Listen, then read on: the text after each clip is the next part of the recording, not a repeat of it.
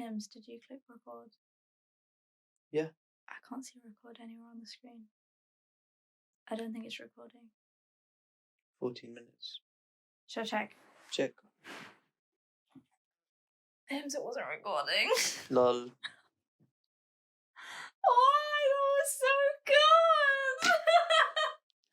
Welcome back to the AJ New podcast with your host, Himalay, and Urvshi. we're doing it and saying it like this because we've been talking the last 14 minutes. It's not been recording.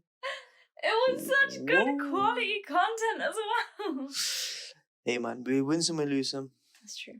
If you can, please like, subscribe, and share if you like it. Enjoy this episode. Well, I went on a little weekend trip this weekend. Seen a couple of friends, and something that I took from it. Her friend was talking because she works in a school, and one of the kids said this to her. He said, "Your passion is pain."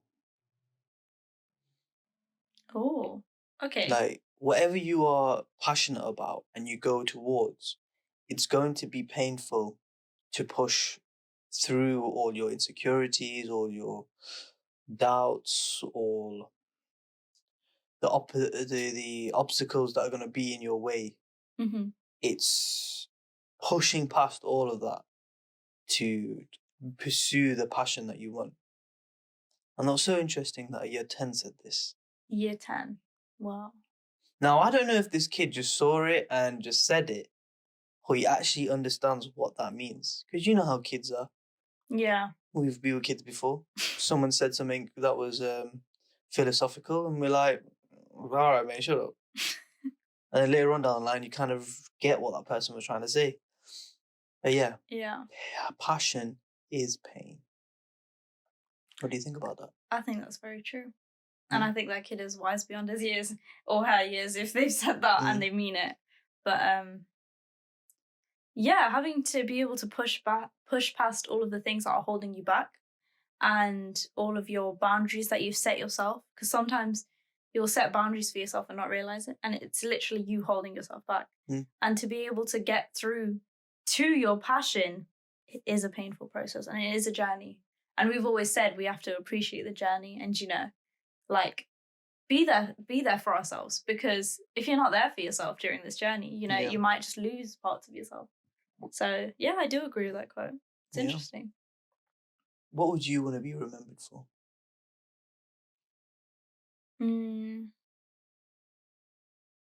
I'd want to be remembered for the little things that I did for people. Like, it could be the tiniest thing, but it made a huge difference. Like something that made an impact in people's lives. And that's all I could ask for. If someone could think of me and think, or like if I got them something and they look at it and they're like, okay, I know who got me that, That's nice to think of. So you'd want to be remembered for, this is what I got from this, what you answer. You want to be remembered for gifts that you've given people? No. Little things you do for people, like when they're stranded and they call you and you're able to go pick them up. Things like that, when you've been there for them. Because it makes a difference. So you want to be known for being a kind, generous human being. Yeah. Yeah. Mm-hmm. Yeah. What would you want to be remembered for? I think that as well. Just being, just knowing that I'd made a difference in someone's life. Yeah. Yeah. Being able to bring a smile on people's faces. Accepted who I am. That's more of my thing though. Like dying and being peaceful. Right now, for example, right? And I was at work today when I was talking about this with someone as well, and I said I would be happy to die now because I believe that I've done enough to impact the people in my life, and I've been able to give a good outlook of life Yeah. already. I know that. I'm not saying that I want to die right now. I'm saying that if it were to happen, I'll be okay with it. Because I think that my family would be okay. They would be safe. Yeah. I've said that probably for the first time, like 3.5 years ago. Yeah. Yeah. So before I was even 18. I'm so grateful for the life I've had leading up to literally this day and the life I'm going to continue to live. And so if it was to be taken tragically, I would be okay knowing that I've lived a life full of love, full of happiness, full of people, surrounded by people that genuinely love me and care about me. And yeah, and if anything like that was to happen, of course, there'd be a bit of, you know, a little bit of regret if I go in a way that I'm like, damn it, could have lived a bit longer, you know? But apart from that, I'd be like, okay, I had a good life. I'm happy. I had a good run, you know? Yeah. Yeah, people die, every day. It's inevitable. But also people are born every day. It's very true. So we'd just be a part of the cycle if we did go. And I'm okay with that. Again, like I'm really not I'm very comfortable with it, the thought of death. Same. I'm okay with it. I think it's when it comes to people that I'm close to, when I think about them passing away, that's when I'm like, okay, that's like, if I think about it, it'll bring me to tears. Yeah. But if it's me going, I'd be like, I'm happy with that. Like, I'm okay with that. Because I know it's going to happen eventually. And I know the people around me will be the same thing where if they're okay with themselves going, then that's, like, for them, that's fine. But if anybody around them goes, it's like... Yeah. Like, if it was one of my family members or friends that were dying and they gave me an option to switch roles, I'd switch roles. Yeah. Happily. 100%. I know they wouldn't want me to choose that decision, but it's not their decision to make. If the choice was mine. Yeah, imagine they're just there like, I'm telling you this, but you don't get to choose. Yeah. Of course you don't choose if you want to die or not. It just doesn't work like that. Yeah. I feel like, do you know how people have conversations about if they ever got cancer? And if they would get treatment for it? Or if they'd just like, I don't think I would. If I had ever got cancer, I wouldn't take treatment. Not chemo anyway. I'd try and do the radio one or something else. But I don't think I'd do chemo. After the horrid... this chemo, it goes through all of your cells, kills all of your cells, and then you have to regrow all the cells back. It's not attacking the cancer cells only. I get that's the best way to do it. I don't think that's the, for me anyway, logical way, because I don't want to feel like death. Even though I don't know what it feels like. I mean, it just looks draining. It does. It feels like you're losing all parts of yourself. And then you have to be strong enough to still carry on and build back up who you were. Or a new version of yourself, I know a friend whose sister had to go through cancer 3 times. And when she finally beat it, she died because she had no will left to go on. But, yeah, I don't think I'd want to. Yeah. I mean, I used to say the same thing. But then that, I feel like, is a very... If there is no other options, given, obviously, you would explore your options, I feel like that would be a very selfish decision to make. Only because, as much as you are going through it and stuff, or if I was to go through it as much as I'm going through it, I'm not thinking about the consequences for the other people around me who want me to fight for my life, who want me to try and, like, at least try, Yeah. If you're not trying, that's what might kill them. Like, that's what might hurt them the most, is the fact that you are okay with losing your life to something like that. I see that. Yeah. But that's only in a scenario where you've given up and you don't want to do it. Yeah. If you're not willing to try other options and stuff. Not willing, forget about that for a second. If you're not willing to even live anymore, that's selfish, I think. I think if you've tried every possible thing, and I get what you mean, like, chemo is a chance and you've tried everything else and it's just not working anymore. Like, you are dying, definitely. I guess, like, I wouldn't want to risk trying chemo because what if that's the thing that kills you the most? Like that's the fear. I think that's one fear that I have. Like that's the one thing that kills you off after you've tried everything else. Okay. I see that. Yeah. So I get what you mean by it is selfish to say no, you don't want to do it when that could be the one thing that could save you. Like why are you not taking a chance, even if it is a small chance, to live? Yeah. Because I feel like some people are like, okay, well, at the end of the day, if you're dying anyways, and this is still going to kill you, but it gives you like a 1% chance of like surviving through it. What's then like, what is it about it? But I get what you mean by like you would rather go in the way that you're going to go rather than kill most of yourself off and like, lose yourself. Let's say, God forbid, I did get cancer and I've tried everything else but chemo. I would tell the fam, look, guys, can we go somewhere nice so I can end in a peaceful way? Because I can't sit here another second every day, day in, day out, seeing the day go, not do anything that's worth my while, worth time, worth my energy. Yeah. While you're still here, you want to make the most of it. Yeah. Do you not have a favorite way of winding someone up? It's not favorite, first of all. It's not like I think, okay, today let me think of like the best way to wind someone up. But when you are winding someone up, yeah, especially mom, that's what it feels like. Feels like you took the time to think about, hey, yo, what's mom doing right now? Let me do this. I don't take any time at all when it comes to winding anyone up.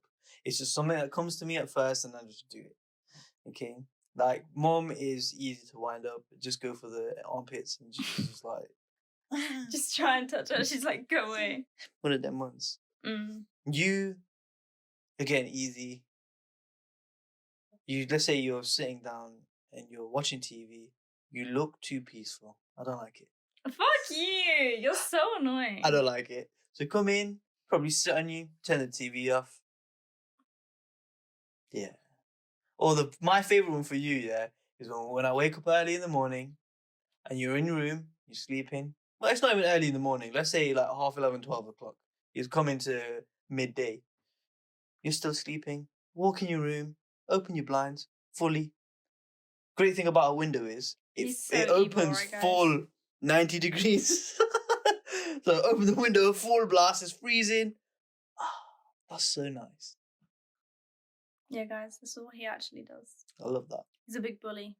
I like doing that. Tell him off. That's fun. Your room stinks anyway. Says the one. I'm literally in your room right now and it stinks.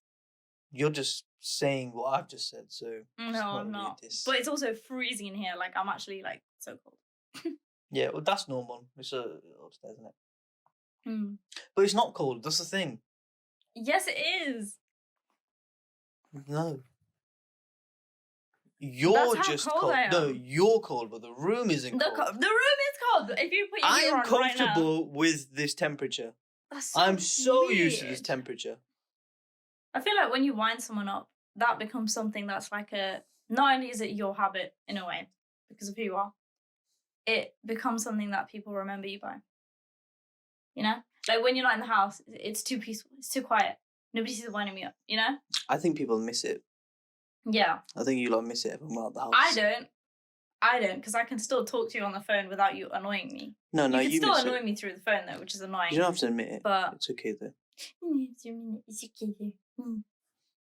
Do you know when someone can't come back, they have to do the whole mimicky thing? Yeah, when someone can't come back, yeah, that's what they do, yeah. How do you know when something is worth taking the risk for? Sorry, the way you asked was so funny. So funny, ha. It was, you're like, how do you know when something is worth taking the risk for? I was just checking if it was right. I think gut feeling plays into that. You know when like you want to go out somewhere or do something that is out of the norm for you? I tend to listen to my gut. Sometimes I will be able to see the anxiety playing in to be like, oh, you know, like move it today, postpone it, do it another day, sleep instead. And then I don't want to give in to that. I don't want to give in to the anxiety. I don't want to give in to the sleep, no matter how tired I am. I'll be like, okay, no, I've booked it for this day, or I want to do this, so I'm going to go out of my way to do it. Regardless of the outcome, I've made that decision, you know? So it's like, I'm going to go out, do this thing. If it's cool, if it's great, great. If it's not, you know, oh, well, at least it's done. Yeah. So, yeah. I'm choosing productivity over the anxiety, listening, tuning into that.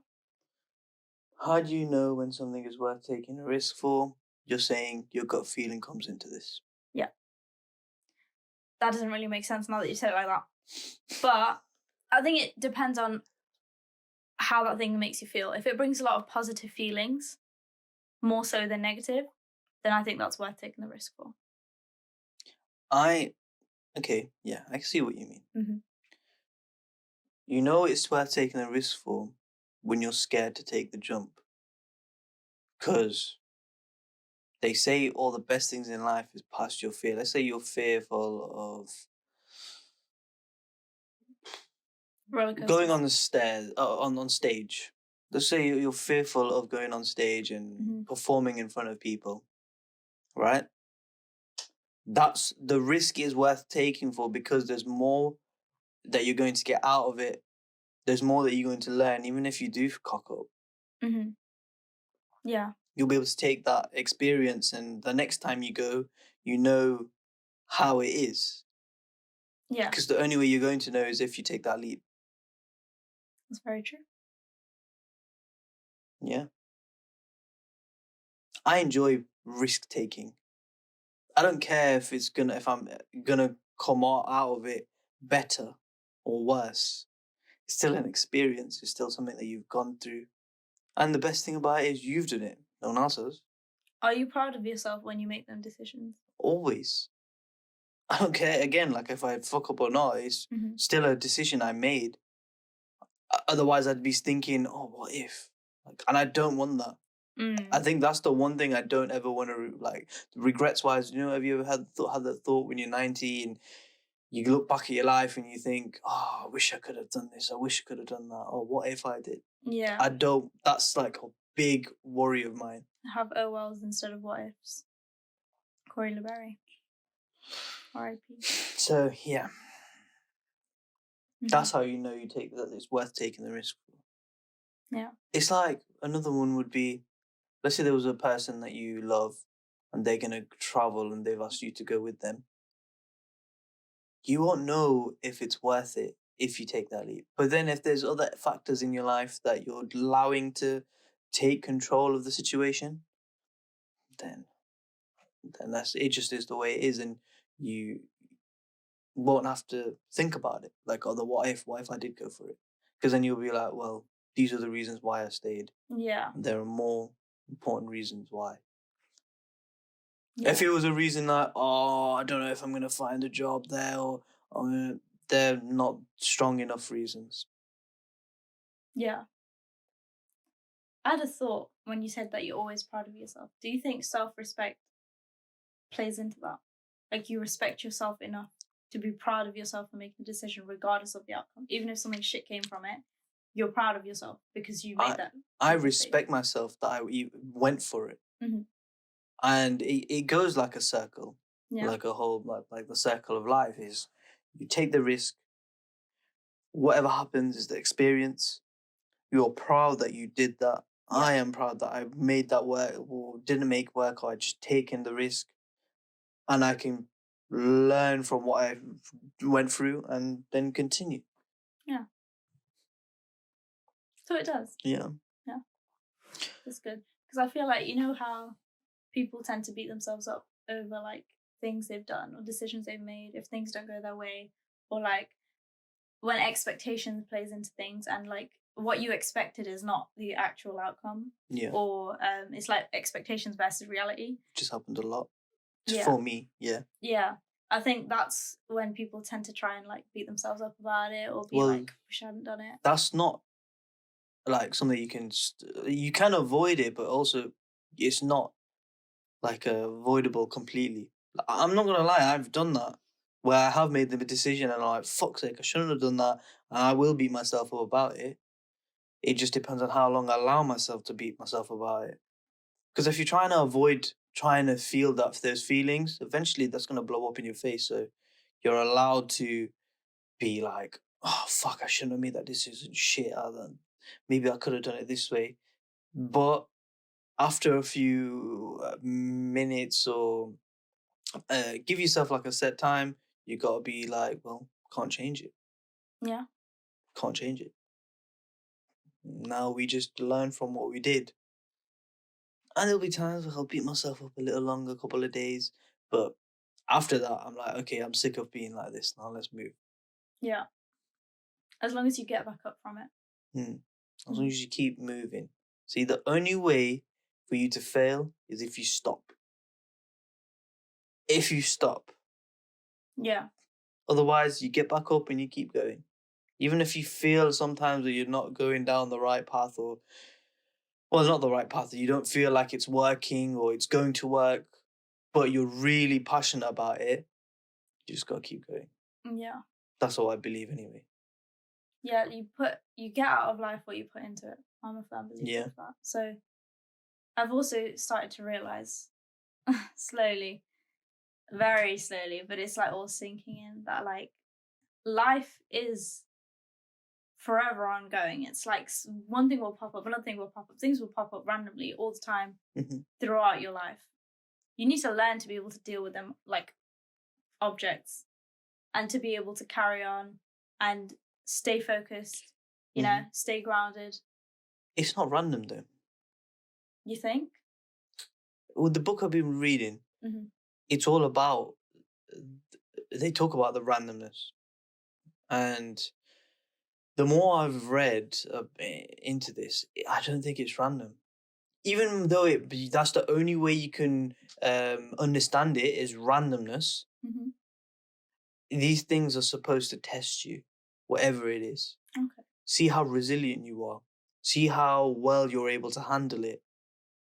You know, you start to realize what people or how you are as the person. Yeah. That's what it does. The whole random stuff that just comes out of nowhere, and you're like, what the fuck? Nothing in life is promised. Nothing in life. Yeah, there's a lot of uncertainty, but that's the way it was supposed to be. Yeah. And it's fun that way. That there's uncertainty. I know it can be very scary and daunting, but for me, it's great. Like I want that randomness. I want to feel scared of doing something I want to do. Because you feel better for it after, right?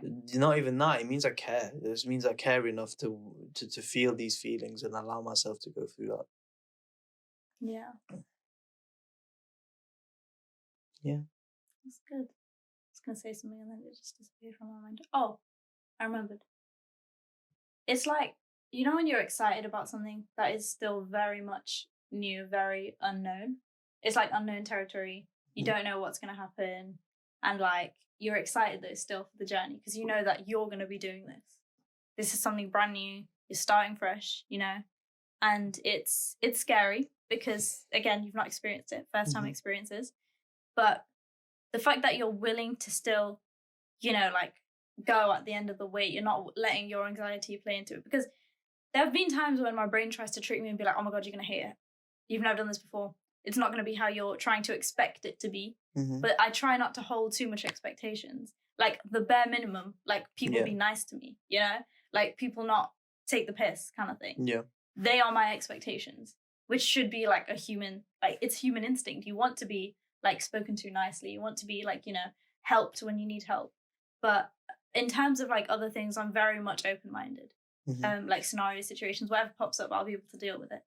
But my mind was like trying to trick me the other day, and it got me like anxious, where it was like, you're doing something new, you're excited about it. Why are you excited about it? You've never done this before.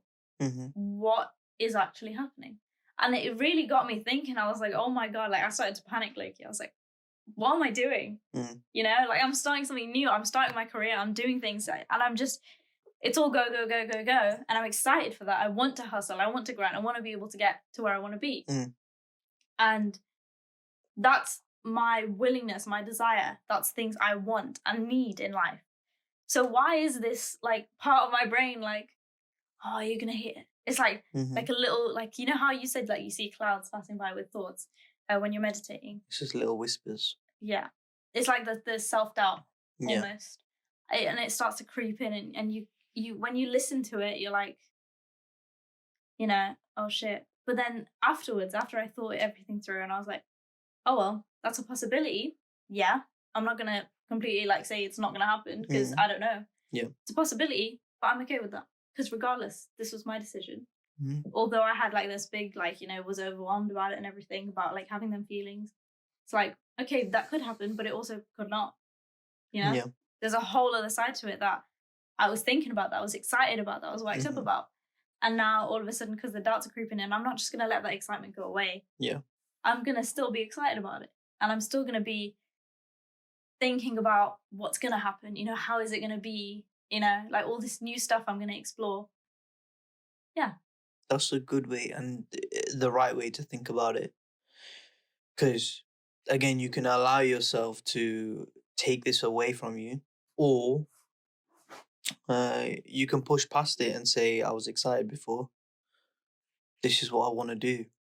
This is what I'm here to do. So you shut up. Literally shut up to yourself. Literally. Be like, stop thinking so negatively.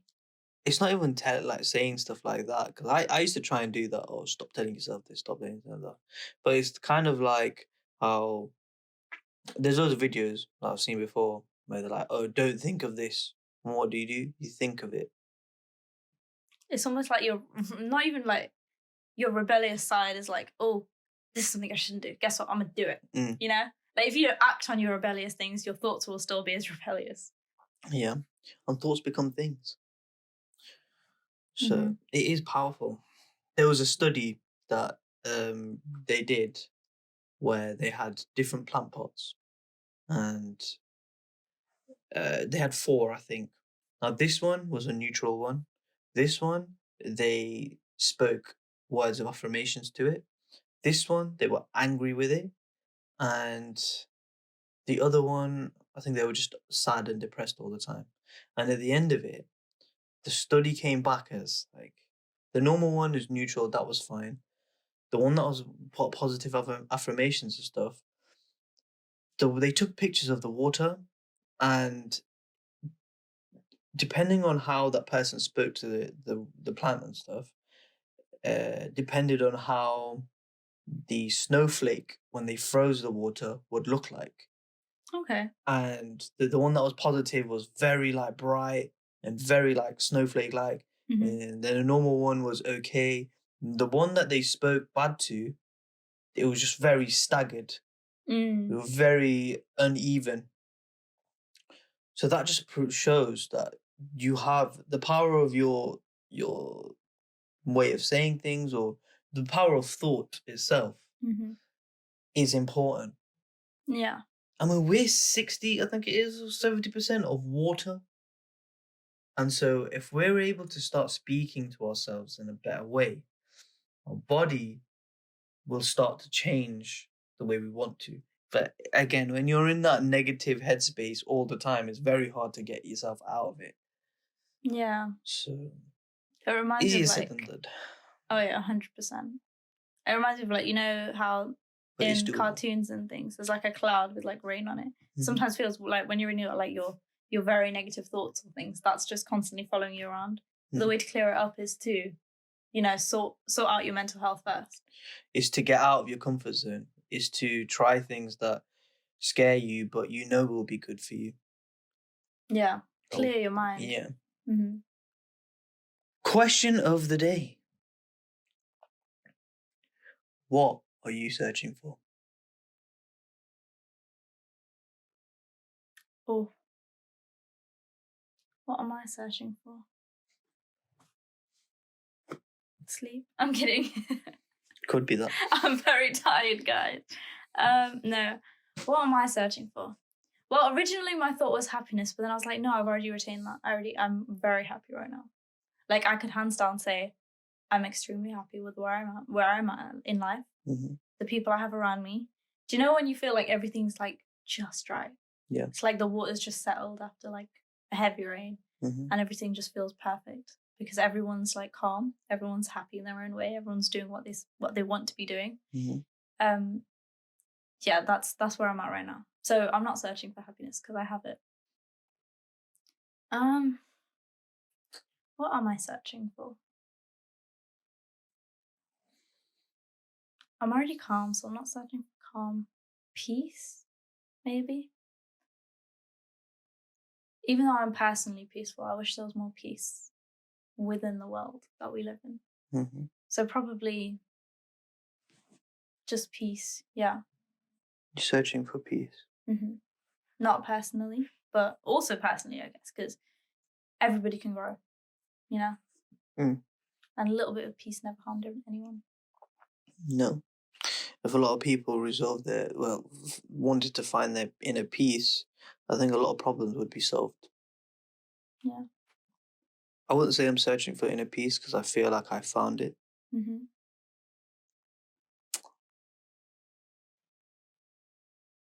I'm searching for the confidence in myself. I'm not saying it's completely gone, and I'm not saying that it's far away. I think I'm very close to it. There are just certain times where I feel I can do better.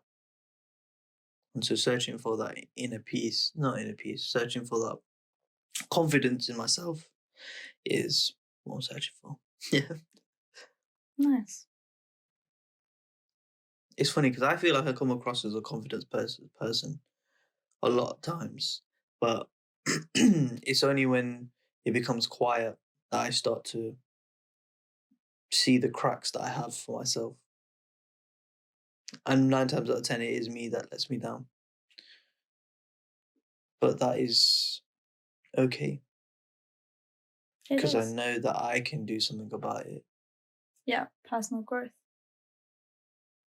Yeah. Well, thank you so much for watching, guys. Yes.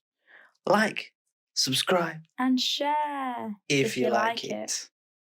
And put on the post notifications. Yes. See you next week. See ya. Bye. Bye.